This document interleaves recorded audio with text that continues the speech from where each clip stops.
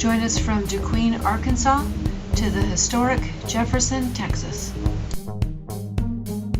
Today we will ride through the flat farm country of southern Arkansas and North Texas. We start out riding south on Highway 41. DeQueen was founded in 1897 and was a railroad town. It exported peaches, vegetables, lumber, honey, and staves to make barrels. We pass Herman Dirks Memorial Park on the right as we leave DeQueen. Herman Dirks owned Dirks Lumber and Coal Company in DeQueen. They were known for selective cutting and reforestation. Riding over Little Bear Creek.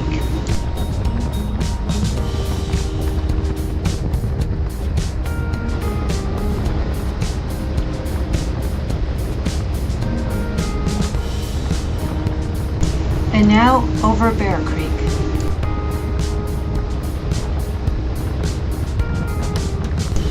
What is now the Kansas City Southern Railroad connects Kansas City, Missouri to Port Arthur, Texas. This is the railroad that goes through many of the small towns in the area. The KCS Railway Company has tracks in 10 states.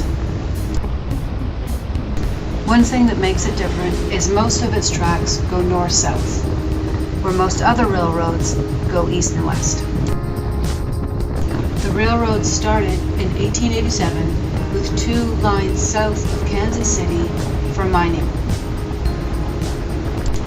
The railroad was bringing coal, lead, and zinc into the city.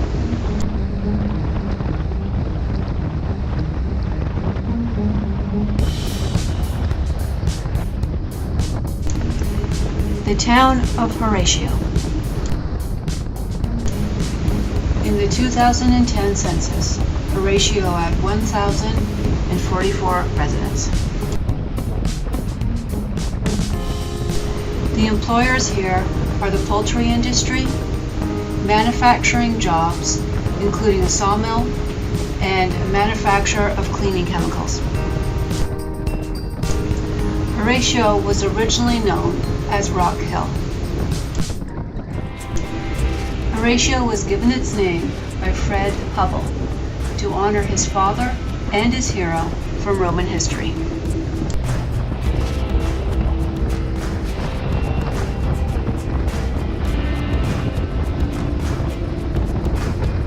Riding over Little River. Little River flows east to where it is dammed to make Millwood Lake, and then it continues east where it flows in to Red River. There are a few campgrounds and some day-use parks in this area of the Little River and Millwood Lake. Along the river and lake, there are some lime formations and cliffs. In the 1930s, cotton was the largest crop in the area, followed by corn. The timber industry soon took over. Many of the towns were located on rivers and had sawmills and cotton gins.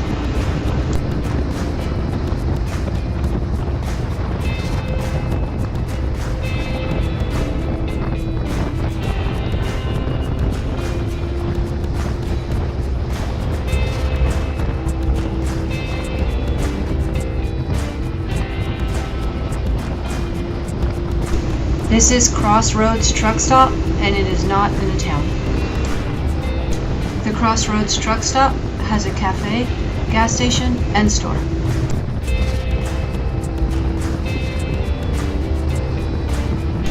Riding over Hurricane Creek.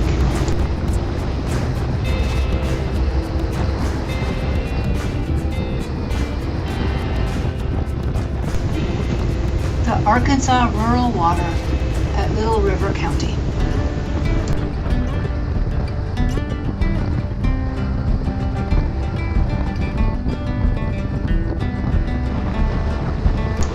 riding over Calton Creek.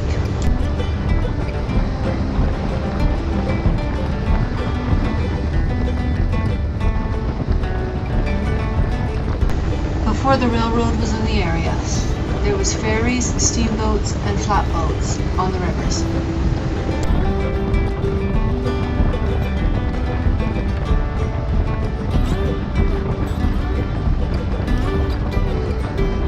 The town of Foreman.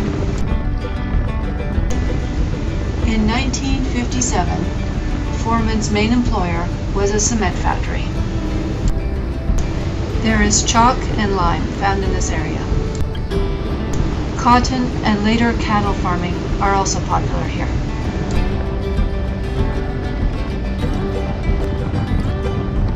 On the right is Sutherland's Country Store. It is common to see country stores in this area along the highway, but not in a town. This is a restaurant as well, which is also common for the country stores.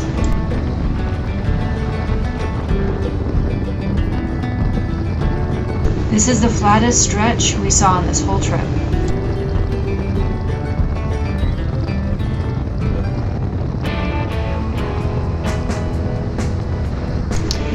We are riding over the Red River. The Arkansas, Oklahoma, and Texas border zigzag back and forth along the Red River for many miles. Here is the Texas border. Welcome to Texas. This border moved a few times, but in 1845, when Texas became part of the United States, it became permanent.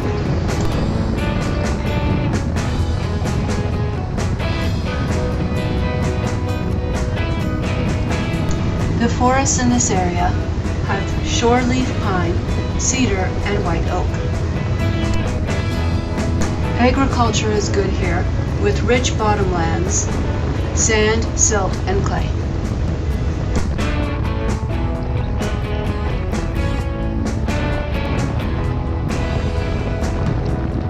The town of New Boston.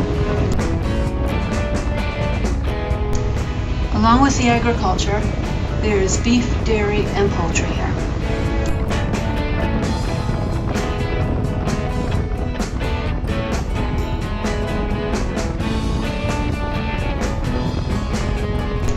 We are riding over Interstate 30.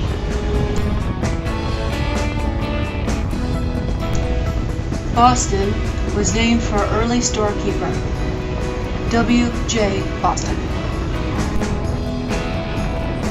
When the railroad came to the area, the depot was built about 4 miles north of Boston. This new area was called New Boston. The first Boston then became Old Boston. After a few moves, the courthouse was decided to be built between the two Bostons, creating a third Boston.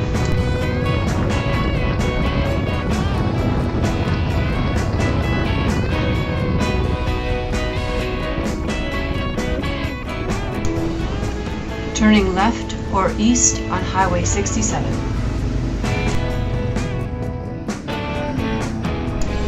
The town of Corley.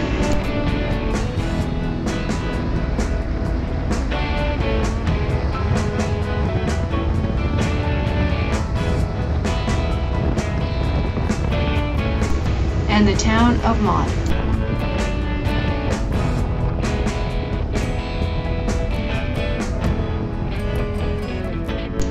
Turning right or south on Highway 8.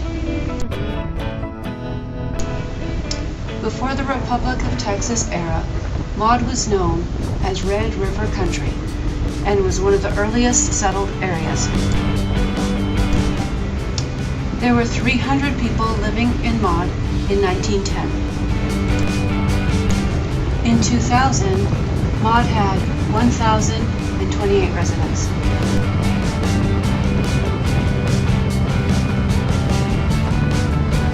This is the turnoff to Malden Lake Park Campground, and it is on Wright Patman Lake. This is a full campground with showers, electric hookups, playground, and a boat ramp. lake is known for bass, catfish, crappie, and sunfish.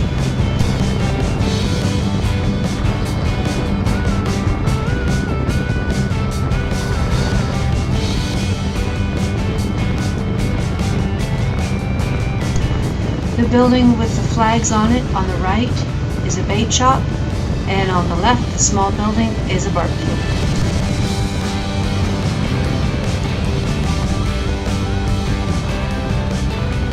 The town of Douglasville.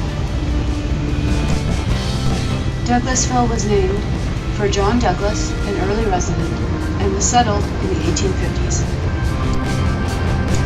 Many of the settlers that came to this area established plantations along the Red River. The building on the corner looks like it used to be an old country store. This is not a town, but it is an intersection of Highway 8 and Highway 995.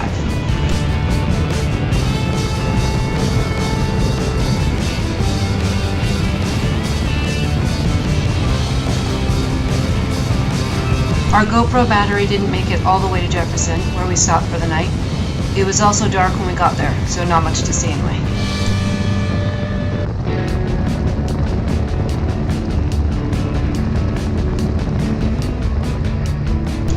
The town of Linden. A saw plant for lumber, tan yards, and a syrup mill were the early employers here.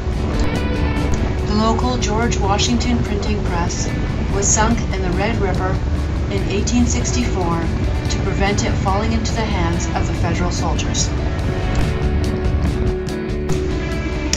We stayed overnight in Jefferson. We got into town when it was dark, so I got up early the next morning and did some exploring before we left. I had the town to myself as it was rainy and cold.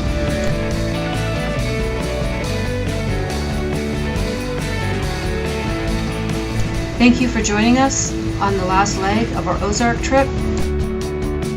Please hit like, subscribe, and the little bell, and you will be notified for our next adventure.